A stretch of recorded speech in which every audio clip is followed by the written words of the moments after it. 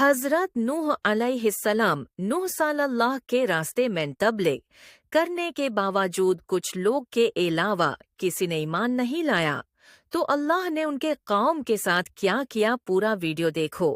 آدم علیہ السلام کی وفات کے تقریباً 1000 سال بعد نوح علیہ السلام تشریف لائے۔ تقریباً 1000 سال بعد شیطان نے ان لوگوں کو بہکایا کہ کچھ نیک اور بزرگ لوگوں کو یاد رکھنے کے لیے ان کے بت بنا لو۔ تب اللہ نے دنیا میں نوح علیہ السلام کو بھیجا۔ اس نوح علیہ السلام نے اپنی قوم سے فرمایا، اے میری قوم، میں تمہیں صاف صاف ڈرانے والا ہوں، تو تم اللہ کی عبادت کرو اور اس سے ڈرا کرو اور میرا کہنا مانو، تو وہ تمہارے گناہ بخش دے گا۔ نوح علیہ السلام تبلیغ کے سلسلے میں بہت محنت کرتے تھے، دن رات لوگوں کے گھروں اور اجتماعات میں جا کر انہیں دعوت دیتے تھے۔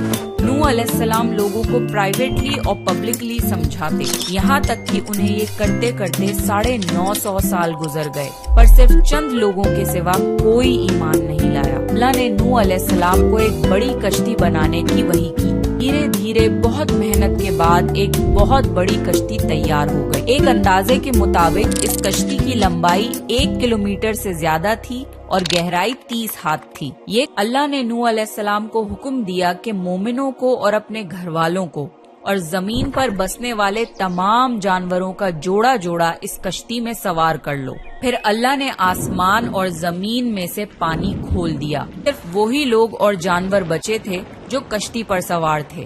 اتنے بڑے نبی ہونے کے باوجود نوح علیہ السلام کا بیٹا کشتی پر نہ آیا۔ نوح علیہ السلام نے اسے پکارا کہ میرے بیٹے، اس کشتی میں آ جا اور کافروں کا ساتھی نہ بن، لیکن اس نے کہا کہ میں کسی پہاڑ کی چوٹی پر پناہ لے لوں گا جو مجھے اس پانی سے بچائے گی۔ نوح علیہ السلام نے فرمایا کہ آج اللہ کے حکم سے کچھ بچنے والا نہیں مگر وہ ہی جس پہ اللہ رحم کرے۔ باپ اور بیٹے کے درمیان یہ گفتگو جاری تھی کہ ایک طوفانی موج نے ان کے بیٹے کو غرق کر دیا۔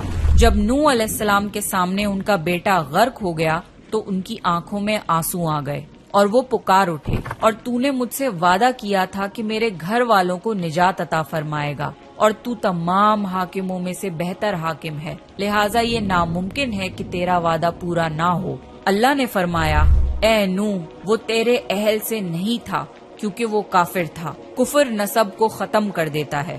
نوح علیہ السلام اور ان کے ساتھی 6 مہینے تک اس کشتی میں رہے۔ اب انہیں حکم ہوا کہ سلامتی کے ساتھ کشتی سے اتر آئیے۔ نوح علیہ السلام کے 3 بیٹے تھے، سام، حام اور یافز، جن سے دنیا کی نسل آگے بڑھی۔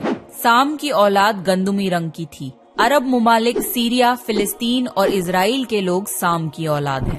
حام کی اولاد کالی رنگت کی تھی۔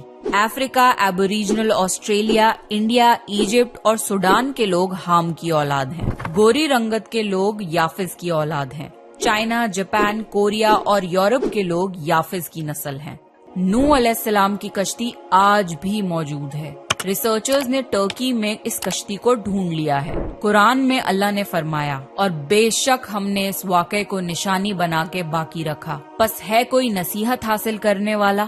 لوگ سٹوریز کو تو ڈینائی کر سکتے ہیں پر ایویڈنسز کو ڈینائی نہیں کر سکتے۔ نوح علیہ السلام کی یہ کشتی ایک بہت بڑا ایویڈنس ہے اس پورے واقعے کا۔